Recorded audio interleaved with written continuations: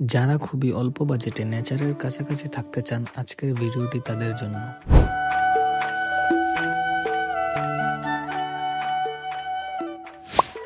শ্রীমঙ্গ, চায়ের দেশ, কুয়াশার দেশ আর সবুজের হৃদস্পন্দন। আজ আমরা এসেছি অরণ্য নিবাস ইকো রিসোর্টে একদিনের জন্য, কিন্তু মনে হবে যেন স্বপ্নে হারিয়ে গিয়েছি। তাহলে চলেন আপনাদের সবাইকে নিয়ে শুরু করি আজকের আমার এই ভিডিও। শ্রীমঙ্গলে আসার জন্য সবথেকে ভালো ওয়ে হচ্ছে ট্রেন। ঠিক এই কারণে আমিও চলে আসলাম শ্রীমঙ্গলের ভানুগাছ রেলওয়ে স্টেশন। একটি কথা বলে রাখা ভালো, অরণ্য নিবাস ইকো রিসোর্ট শ্রীমঙ্গল থেকে প্রায় অনেক দূরে কমলগঞ্জ উপজেলায় অবস্থিত। ভানুগাছ রেলওয়ে স্টেশনে নামার পর এখানে অনেক অটো এবং সিএনজি পেয়ে যাবে। আমরা মাত্র 2 জন ছিলাম, যার কারণে আমরা একটা অটো রিক্সা নিয়ে 50 টাকা ভাড়া ফিক্সড করে চলে যাই রিসোর্টের উদ্দেশ্যে। আপনারা চাইলে শ্রীমঙ্গল থেকেও সরাসরি আসতে পারবেন, যেটার ভাড়া আমার নির্দিষ্ট জানা নাই। রিসেপশনে এসে ব্যাগ রেখে একটু বসলাম। রুম প্রস্তুত হওয়ার জন্য কয়েক মিনিট ওয়েট করতে হলো, কিন্তু মাইন্ড করিনি। এখানকার বাতাস আর নীরবতা একদম মনকে শান্ত করে দেয়। রুমে ঢোকার আগে আমি আর লোভ সামলাতে পারিনি। এত সুন্দর দৃশ্য রেখে কার মন চাইবে ভাই রুমের মধ্যে যাওয়ার জন্য? একটাবার চিন্তা করেন, এমন একটা পরিবেশে আপনি একটা দিন কাটাবেন, সারা জীবন স্মৃতি হয়ে থাকবে। রুমে ব্যাকপ্যাক রেখে চলে আসলাম এই দুলনায় দুল খাওয়ার জন্য। এমন হাওয়ায় দুলতে দুলতে মনে হয় সময়টা যদি একটু ধীরে ধীরে যেত।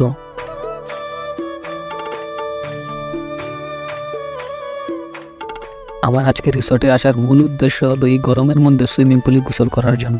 কি শান্তি! এরকম ওয়েদারে গোসল করার মতো ফিলিংস যা বলে বোঝানোর মতো না।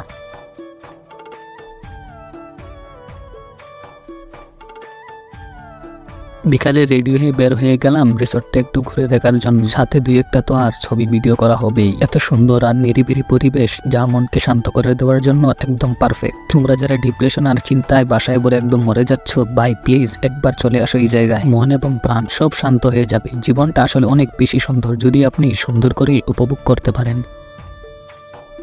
আর সাথে একটা মনের মতো বন্ধু থাকলে এই খেলাটা একদম জমে যাবে। এখন আসি রিসোর্টের প্রাইজিংটা। আমরা যে রুমটায় ছিলাম ওই রুমটার ভাড়া ছিল মাত্র 1500 টাকা। রুমটা শুধু ছেলেদেরই জন্য, কারণ সাথে অ্যাটাচ ওয়াশরুম নেই এবং রুমটার স্পেস অনেক ছোট। কিন্তু স্পেস কম হলেও কি হলো, এরকম একটা সুন্দর রিসোর্ট মাত্র 1500 টাকা, এটা ভাবা একদম জাস্ট মুশকিল। ও আসল কথা তো বলাই হয়নি, সাথে তো কমপ্লিমেন্টারি ব্রেকফাস্টও ছিল। তোমরা যারা বাজেট ফ্রেন্ডলি ট্যুর দিতে চাও, একদম চোখ বন্ধ করে শ্রীমঙ্গলের অরণ্য নিবাসে চলে আসতে পারো। এখন চলেন আমার সাথে আপনারাও একটু আবহাওয়াটা উপভোগ করুন।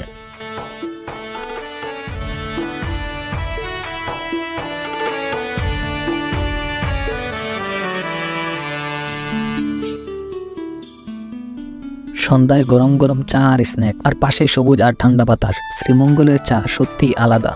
রাতে রুমে এসে এরকম একটা আবহাওয়া উপভোগ করার মজাটাই ভাই অন্যরকম একদম। আর সাথে তো গুড়ি গুড়ি বৃষ্টি আসে। রাতে ছিল স্পেশাল বারবিকিউ। এই গরম ধোয়ার মধ্যে বন্ধুদের সাথে আড্ডা, সিম্পলি পারফেক্ট। বারবিকিউটা একদম পারফেক্ট ছিল, কিন্তু আমার মতে রাতে বারবিকিউ না খেয়ে ভাত খাওয়াটা উচিত ছিল। কারণটা না হয় আপনারা মনে মনে ভেবে নেন। রাতে আর ভিডিও ফুটেজ নেওয়া হয়নি। আমরা রুমে এসে ওয়েদার উপভোগ করতে করতে ঘুমিয়ে পড়ি। সকালে রুমের সাথে কমপ্লিমেন্টারি নাস্তাটা দিয়ে যায়। নাস্তায় ছিল 2টো কলা, 1টি ডিম আর ব্রেডের সাথে জেলি। ব্রেকফাস্টটা মোটামুটি ছিল। অরণ্য নিবাস শুধু থাকার জায়গা না, এটা একটা এক্সপেরিয়েন্স। প্রকৃতির কাছে এসে বুঝি আসলে আমাদের কত কিছু মিস করি। এভাবেই কেটে গেল আমাদের শ্রীমঙ্গলের ট্রিপের একদিন। আপনারা যদি আসেন অন্তত 1 রাত থাকবেন। প্রমিস করছি ভালো লাগবে একদিন, কিন্তু মনে থাকবে অনেক দিন। শ্রীমঙ্গল তুমি আবার ডাকবে। তার সাথে আপনারাও আমার চ্যানেলটা ফলো এবং সাবস্ক্রাইব করে দিবেন। আসসালামু আলাইকুম।